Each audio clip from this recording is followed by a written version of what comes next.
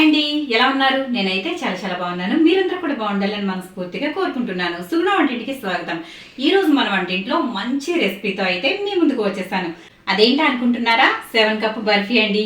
నా చిన్నతనంలో ఎక్కువగా నేను చేసే స్వీట్ ఇది. ఎందుకంటే ఎప్పుడో ఒకసారి న్యూస్ పేపర్లో చూసానండి ఈ స్వీట్. అప్పుడు నేను దీనిని తయారు చేశాను. ఆ తర్వాత చాలా బాగా వచ్చింది. ఇంకా తర్వాత చేస్తూనే ఉన్నాను. చాలా అంటే చాలా బాగుంటుంది. మళ్ళీ ఇన్ని రోజులకి నాకు ఈ స్వీట్ అయితే గుర్తొచ్చింది. చాలా ఈజీ సింపుల్ స్వీట్ మీ అందరికీ కూడా చూపిద్దామని చెప్పి ఈరోజు అయితే ఈ రెసిపీని తయారు చేస్తాను. చాలా బాగుంటుంది. వంట రాని వాళ్ళు కూడా ఈజీగా చేసేయచ్చు. ఈవెన్ బ్యాచిలర్స్ కూడా చేసుకోవచ్చండి. అంత బాగుంటుంది ఈ స్వీట్. చాలా సింపుల్, అలాగే టేస్ట్ అయితే అదిరిపోతుంది. మరి ఎలా చేసుకోవాలో చూసేద్దామా? Welcome back to my channel.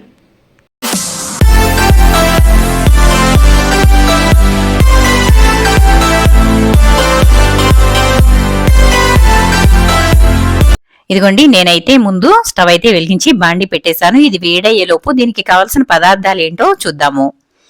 నేనైతే ముందు వాయిస్ ఇచ్చానండి, కానీ ఇక్కడ నాకు వాయిస్ అయితే మైక్ వల్ల మైక్ లో ఛార్జింగ్ చూసుకోలేదు. మైక్ ఛార్జింగ్ చూసుకోపోవడం వల్ల వాయిస్ అనేది రాలేదు. తర్వాత వాయిస్ ఓవర్ అయితే ఇస్తున్నాను. 2 గ్లాసుల వరకు నేను ఇక్కడ పంచదార తీసుకున్నాను. అలాగే 1 గ్లాసు ఆయిల్ తీసుకున్నాను. ఇది వేరుశనగ కాకోకుండా మామూలుగా ఏది ఫ్లేవర్ అనేది లేకుండా, అంటే స్మెల్ రాని ఆయిల్ అయితే తీసుకోవాలి. సన్ఫ్లవర్ ఆయిల్ అయితే తీసుకున్నాను. ఆ తర్వాత 1 గ్లాసు నెయ్యి తీసుకున్నానండి. అలాగే 1 గ్లాసు శనగపిండి, 1 గ్లాసు పచ్చి కొబ్బరి తురుము, అలాగే 1 గ్లాసు పాలు తీసుకున్నాను. ఈ 7 కప్స్ అంటే గ్లాస్ తీసుకున్నాను, కానీ కప్స్ ఏదైనా అనొచ్చండి. నేనైతే ఇక్కడ గ్లాసెస్ తో తీసుకున్నాను. 7 గ్లాసుల వరకు తీసుకున్నాను. అలాగే ఇప్పుడు ముందైతే బాండీలో నూనె వేసేసుకోవాలి. ఆ తర్వాత ఇదిగోండి నెయ్యి కూడా 1 గ్లాస్ వేసేసుకుంటున్నాను. ఇందులో మనకి మైసూర్ పాక్ లాగా ఈ స్వీట్ ఉంటుంది కాబట్టి కంపల్సరీగా 2 గ్లాసుల వరకు నెయ్యి అయినా తీసుకోవచ్చు, లేదంటే నూనె అయినా తీసుకోవచ్చు. మీకు నెయ్యి ఇష్టం లేదనుకోండి నూనె తీసుకోవచ్చు. నూనె నచ్చకపోతే గనక నెయ్యి అయినా 2 గ్లాసులు తీసేసుకోవచ్చు. ఆ తర్వాత ఈ 2 వేసేసుకున్నాక అందులోనే ముందు శనగపిండి అయితే వేసుకోవాలి. శనగపిండి వేసుకున్న తర్వాత ఈ శనగపిండిని మంచిగా వేయించుకోవాలి. అంటే మంచి వాసన వచ్చే వరకు, దీనిని పచ్చి వాసన పోయే వరకు దీనిని బాగా తిప్పుకుంటూ వేయించాలి. ఇది నేను హై ఫ్లేమ్ అయితే పెట్టాను. ముందు శనగపిండి వేసాం కదా, లో ఫ్లేమ్ అయితే అవసరం లేదు. హై ఫ్లేమ్ లో పెట్టేసి శనగపిండి బాగా వేగేలాగా దీనిని ఇలా వేయించుకోవాలి. ఇది మనకి వేగింది అనడానికి గుర్తుగా నురుగు అయితే వస్తుందండి. అలా నురుగులాగా వస్తే మనకి శనగపిండి అయితే వేగిపోయింది అని అర్థం. చూసారు కదా, ఇప్పుడు వెంటనే అందులో పచ్చి కొబ్బరి తురుము అయితే వేసుకోవాలి. నేను ఇది పచ్చి కొబ్బరి తీసుకున్నానండి. ఎండు కొబ్బరి ఈ స్వీట్ లోకి బాగోదు కాబట్టి పచ్చి కొబ్బరిని ఈ విధంగా తురిమేసి తీసుకున్నాను. అది కూడా వేసేసి ఒక 2 నిమిషాల పాటు వేయించుకోవాలి. ఇలా వేయించుకోవడం వల్ల అది పచ్చి వాసన పోయి చాలా బాగుంటుంది స్వీట్. చూసారు కదా, ఇదిగోండి ఇది కూడా వేగిపోయింది. చక్కగా మొత్తం అంతా కూడా పైకి అయితే నొరగొచ్చేస్తుంది కదా. మిగిలినవన్నీ వెంటనే వేసేసుకుందాము. నేను ఇక్కడ పంచదార అయితే 2 గ్లాసులు తీసుకున్నాను. ఈ 2 గ్లాసుల పంచదార ఇందులో వేసేసుకోవాలి. మీకు స్వీట్ ఎక్కువ క్వాంటిటీలో కావాలనుకుంటే కప్పులు అయితే పెద్దవి తీసుకుంటే సరిపోతుంది. మైసూర్ పాక్ ఏ విధంగా తయారవుతుందో ఆ విధంగా వచ్చే వరకు తిప్పుకుంటే మనకి స్వీట్ అనేది చక్కగా రెడీ అయిపోతుంది. ఇలా కలిపేస్తూ ఉండాలి. వెంటనే ఇందులో పాలు కూడా పోసేసుకుందాం.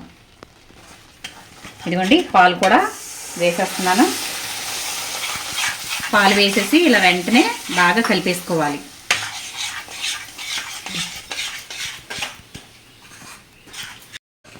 ఇంకా మనం దీనిని ఇలా కలుపుతూనే ఉండాలండి. కలుపుతూ ఉంటే ఇది మనకి స్వీట్ అనేది దగ్గరికి వస్తుంది. మైసూర్ పాక్ అవుతుంది కదా, అలా అయితే అవ్వాలి. అప్పటి వరకు తిప్పుతూ ఉండాలి. ఈ స్వీట్కి మనం చేయాల్సిన పని ఏంటంటే తిప్పడమే. ఎంత ఎక్కువగా తిప్పుతూ ఉంటే అంత స్వీట్ పర్ఫెక్ట్గా వస్తుంది. లేదంటే కనుక ఇది అడుగు పట్టేసి స్వీటు కలర్ మారిపోతుంది, అలాగే టేస్ట్ కూడా మారిపోతుందండి. కాబట్టి మనకి చూడటానికి కూడా అంత బాగోదు.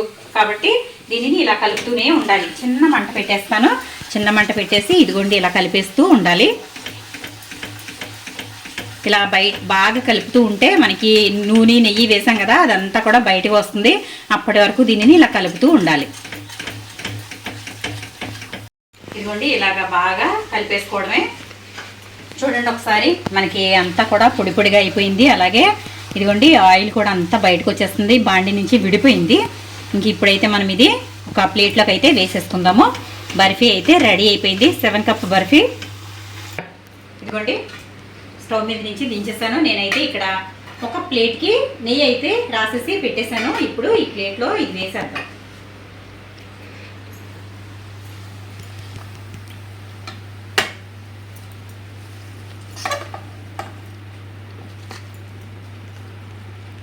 మొత్తం అంతా కూడా ఇలా వేసేసుకున్నాను. వేసేసుకున్న తర్వాత ఇదిగోండి ఇలాగా చక్కగా గరిటెతో దీనిని ఇలా సమానంగా చేసేసుకోవడమే.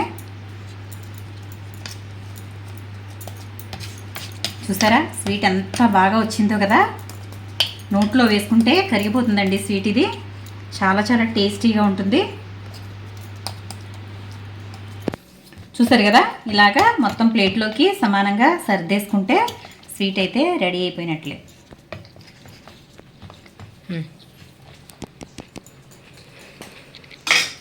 ఇదిగోండి స్వీట్ అయితే రెడీ అయిపోయింది. ఇది కొంచెం చల్లారనివ్వాలి. చల్లారితే చక్కగా మనం పీసెస్గా కట్ చేసుకుంటే చాలా చాలా బాగుంటుంది.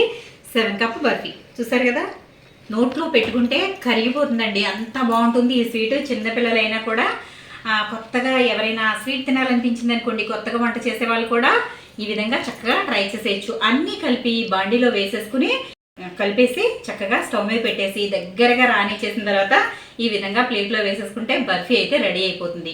వంట రాని వాళ్ళు కూడా ఈజీగా చేసేయచ్చు. బ్యాచిలర్స్ అయినా కూడా చక్కగా చేసుకుని స్వీట్ తినాలనిపిస్తే ఈ విధంగా తయారు చేసుకోవచ్చు. స్వీట్ అయితే చల్లారిపోయింది. ఇప్పుడైతే కట్ చేసేసుకుందాం. ఇదిగోండి మన బర్ఫీ అయితే రెడీ అయిపోయింది. చక్కగా డైమండ్ షేప్లో పీసెస్ అయితే కట్ చేశాను. ఎంత బాగున్నాయి చూడండి, చాలా చాలా టేస్టీగా ఉంటాయి. అసలు స్వీట్ అయితే మామూలుగా ఉండదు, అద్దరిపోయింది. ఇప్పుడు టేస్ట్ అయితే చూసి చెప్తాను మీకు.